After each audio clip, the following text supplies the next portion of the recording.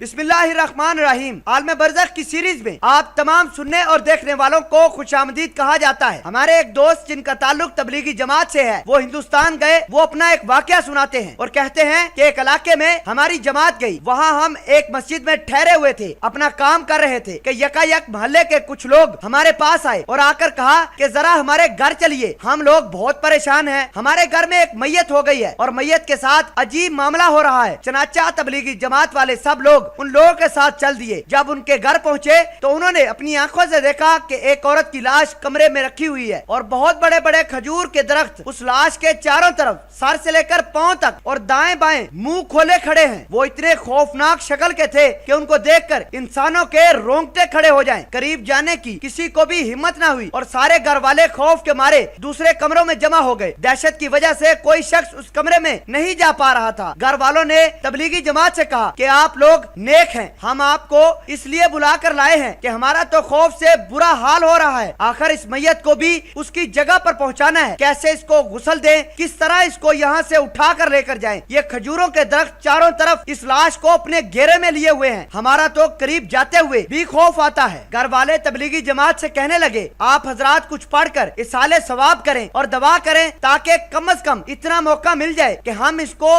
इसकी कब्र में उतार दें और उस फर्ज से सबकदोश हो जाएं। ये कहते हैं कि हमें भी खौफ महसूस हुआ, लेकिन हम भी देखते ही समझ गए कि इसके किसी गुनाह का ये अजाब है जिसको अल्लाह ने हमारी इबरत के लिए जाहिर किया है। चनाचा तबलीगी जमात सब एक कोने में बैठकर उसके लिए इस्तगफार करने लगे और अल्लाह से दुआ करने लगे कि या अल्लाह मेहरबानी फरमा, इतनी देर के लिए इस अजाब को इस मुर्दे से हटा दीजिए कि हम उसको गुस्ल और कफन देकर इसको इसकी कब्र तक पहुंचा सके और ये फरीजा अदा कर सके। उसके बाद काफी देर तक तबलीगी जमात वाले इस्तगफार पढ़ते रहे, रोते रहे, आंसू बहाते रहे। काफी देर के बाद तबलीगी जमात और सब लोगों ने देखा कि वो सब खजूर के दरख्त अचानक मैयत का मुहासरा छोड़कर एक कोने में जमा होने शुरू हो गए। बस तबलीगी जमात ने कहा कि अब अल्लाह की रहमत आ गई है, उसने अपना फजल फरमा दिया है, अब तुम लोग इसको गुस्ल और कफन दे दो। चनाचा गुस्ल और कफन के बाद उसकी नमाज जनाजा हुई। उसे कब्रिस्तान ले जाया गया जहाँ उसको कब्र में उतार दिया गया। जिस वक्त कब्र में उतारा गया तो देखा कि वो सब खजूर उसके कोने में जमा हुए। वजह